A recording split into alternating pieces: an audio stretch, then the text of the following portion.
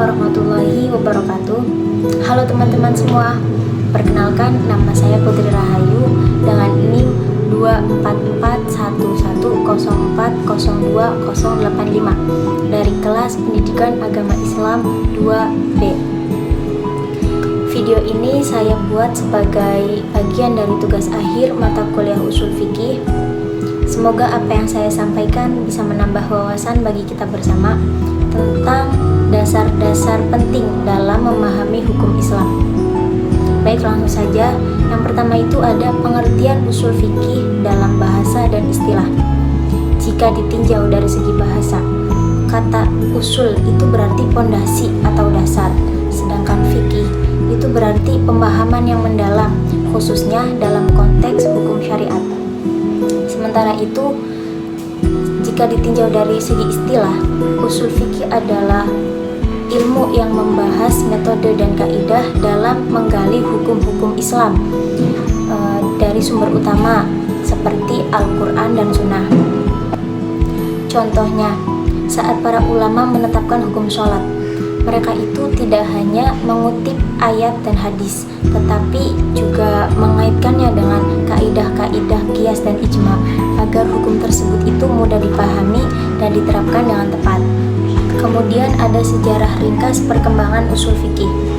Pada masa Rasulullah SAW, ilmu usul fikih itu belum ditulis secara disiplin ilmu, karena semua persoalan itu dijawab langsung oleh Nabi. Namun, ketika beliau wafat, para sahabat itu menggunakan ijtihad dalam menyelesaikan persoalan yang belum ada jawabannya secara eksplisit. Langkah awal kodifikasi usul fikih itu dilakukan oleh Imam Syafi'i dalam kitab Ar-Risalah yang menjadi karya monumental dalam bidang ini.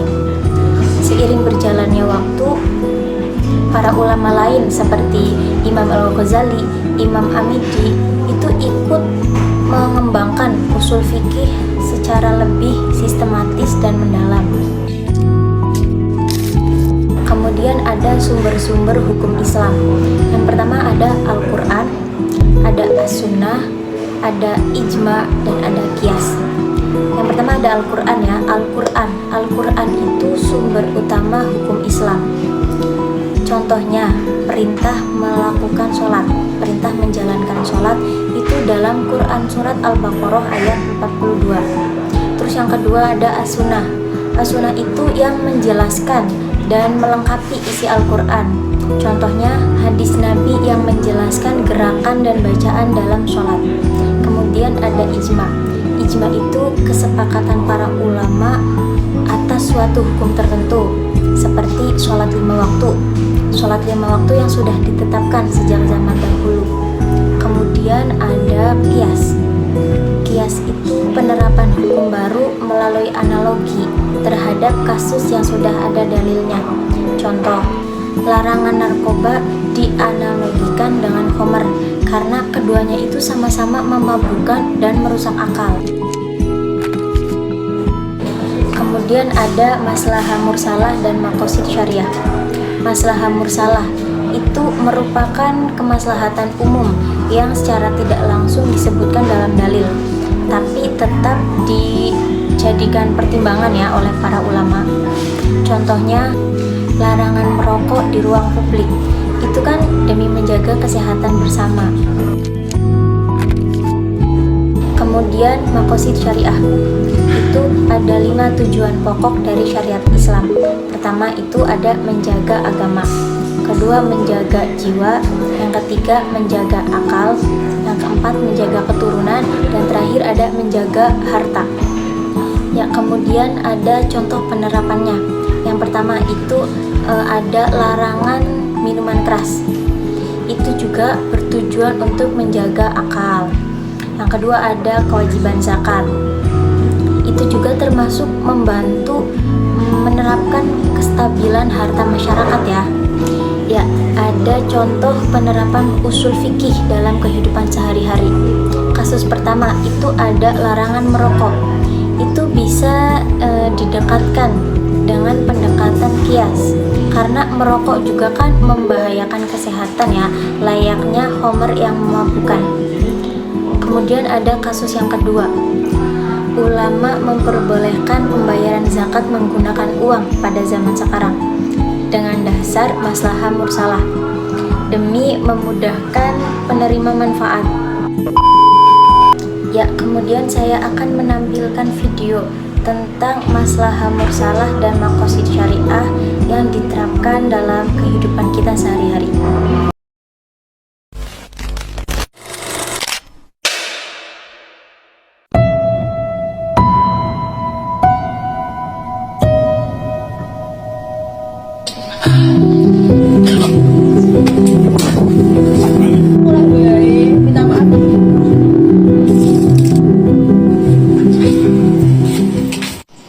Hidup itu adalah sebuah pilihan. Ketika kau memilih kebaikan, maka akan ada kebaikan juga yang menghampirimu. Begitupun sebaliknya, ketika kau memilih keburukan, maka akan keburukan juga yang menghampirimu. Sama halnya seperti pertemanan. Terkadang kau harus pilih-pilih, bukannya mengikuti ego. Tapi ini juga demi kebaikan. Harus pintar memilih agar tidak terjebak dalam jurang kesesatan.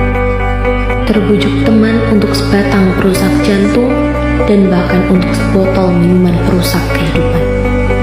Awalnya mungkin hanya penasaran, namun lama-kelamaan hal tersebut akan menjadi kebiasaan. Singkat cerita, sekolah ia hancur.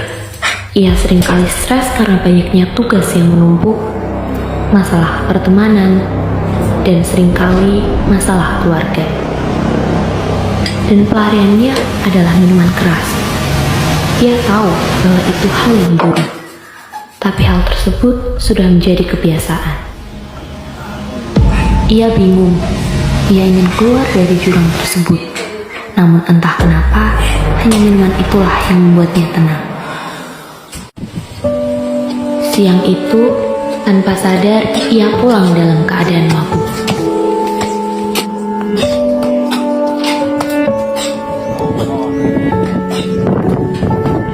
Ia tak tahu bahwa sang ayah ada di rumah, dan ia juga tidak tahu bahwa ayahnya sudah mengetahui kebiasaan buruknya. Sang kakak pun ikut memarahinya.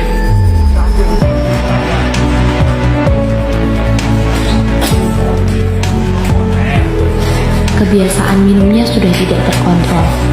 Keluarganya malu akan hal tersebut.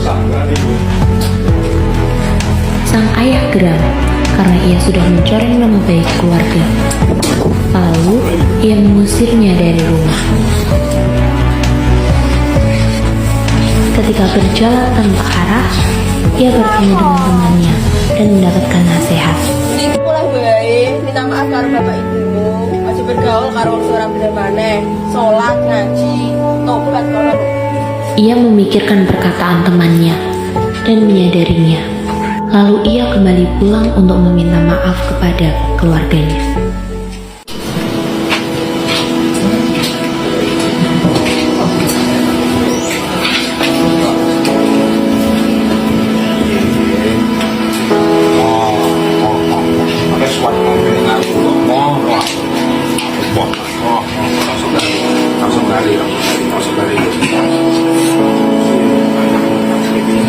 Tapi jadi dia harus panik mobil. Ide dia apa? Ada orang sabari. Oh pak, saya tahu siang pak. Tahu siang itu jadi mobil pak. Gak anak banyak nanti mobil. Tahu sabari buat apa? Tobat gini sih, tobat. Ia menyesali perbuatan yang sudah ia lakukan, dan ia juga mendapatkan nasihat dari sang kakak. Sang kakak memberikan beberapa tips agar ia tidak kembali kepada hal-hal buruk tersebut. Dengan lebih mendekatkan diri kepada Allah, menonton dakwah, dan melakukan hal-hal yang lebih bermanfaat, serta lebih terbuka kepada keluarga apabila ada masalah. Cuma boleh?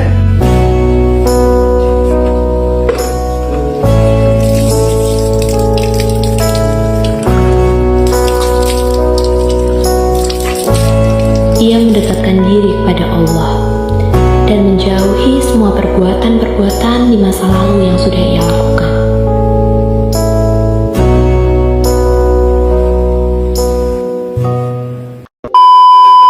Ya, jadi larangan minuman keras itu bukan hanya sekedar aturan agama ya teman-teman, tetapi juga mengandung nilai moral yang mendalam, seperti melindungi manusia dari kehancuran diri, terus menjaga ketatanan sosial, juga menjunjung tanggung jawab serta akhlak dalam kehidupan. Seperti itu. Ya, kemudian saya akan menampilkan video contoh maslahah mursalah dalam kehidupan sehari-hari.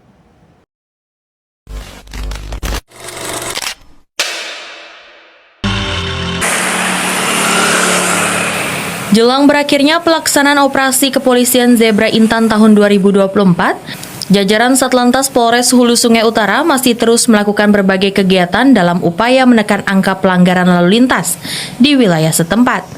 Dalam operasi Zebra Intan kali ini, Satlantas Hulu Sungai Utara lebih mengedepankan upaya preemptif dan preventif kepada pengguna jalan dengan cara melakukan plotting pagi dan sore hari guna memastikan arus lalu lintas berjalan lancar. Meski tidak melakukan hunting system, stasioner, dan razia, namun masih banyak pengguna jalan yang kedapatan dengan sengaja melakukan pelanggaran lalu lintas saat berkendara. Bahkan hingga memasuki hari ke-10 jalannya operasi Zebra Intan, Satlantas setempat telah mengeluarkan sebanyak 39 sanksi tilang kepada pengendara kendaraan bermotor yang melanggar peraturan lalu lintas. Situasi arus masih tetap kondusif, ya kemudian kita upayakan lakukan upaya preventif kepada para pengguna jalan, tentu kita lakukan kegiatan plotting pagi dan plotting sore. Ketika menemukan pelanggaran ya kita tindak dan juga kita lakukan peneguran terhadap para pengguna jalan. Jadi pada saat plotting penjagaan di jalur kita menemukan pelanggaran ya kita tindak sesuai dengan sasaran 7 prioritas. Untuk sementara tilang sudah 39 pelanggaran kita tindak. Pada pelaksanaan operasi Zebra Intan tahun 2024 kali ini, Satlantas Hulu Sungai Utara menyasar 7 prioritas utama, di mana seluruh pelanggarnya diberi sanksi tilang secara manual. Hal tersebut lantaran etle di wilayah setempat masih belum dapat berfungsi untuk melakukan penindakan terhadap para pelanggar lalu lintas. Baik, selanjutnya saya akan menayangkan sebuah video contoh dari usul fikih dalam kehidupan sehari-hari dalam sumber pokok hukum Islam, yaitu Al-Quran, dengan contoh perintah mendirikan sholat dalam Quran Surat Al-Baqarah ayat 43.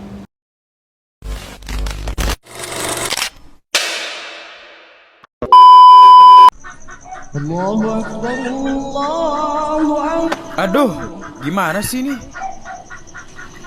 Awas, musuh depan.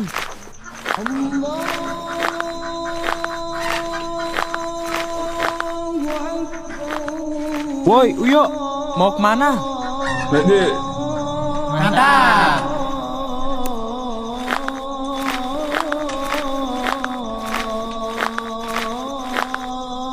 Heh, gak denger azan lu pada?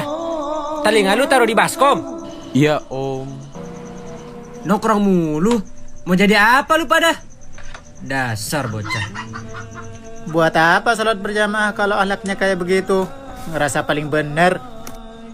Ingat gak siapa yang serakah daging kurban tahun kemarin? No, orang tadi. Salat omong kosong. Mencegah dari perbuatan mungkar gak tuh?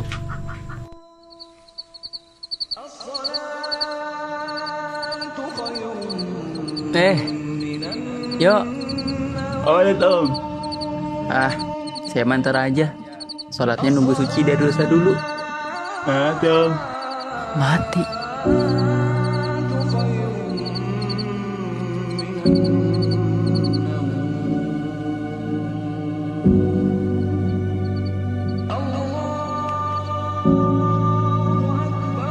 Uyo, rajin amat ke masjid. Dingin-dingin gini, mending tidur. Ain, mama, papa, juga. Oh, mau doain papa mama di surga.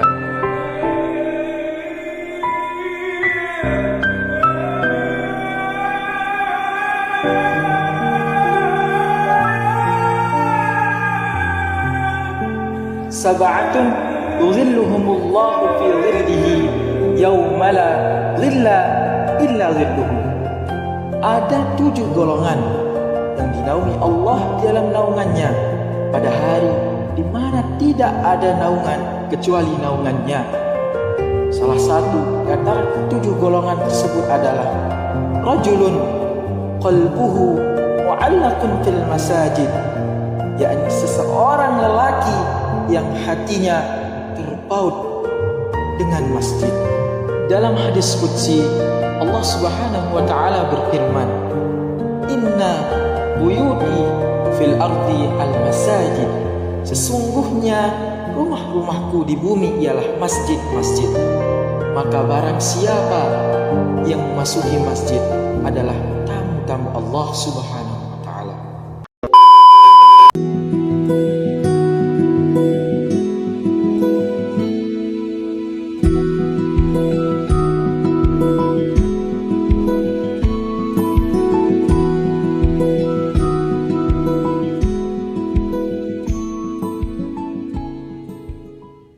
Jadi kesimpulannya adalah ilmu usul fikih itu sangat penting untuk menjawab persoalan-persoalan baru tanpa keluar dari koridor dalil-dalil syar'i.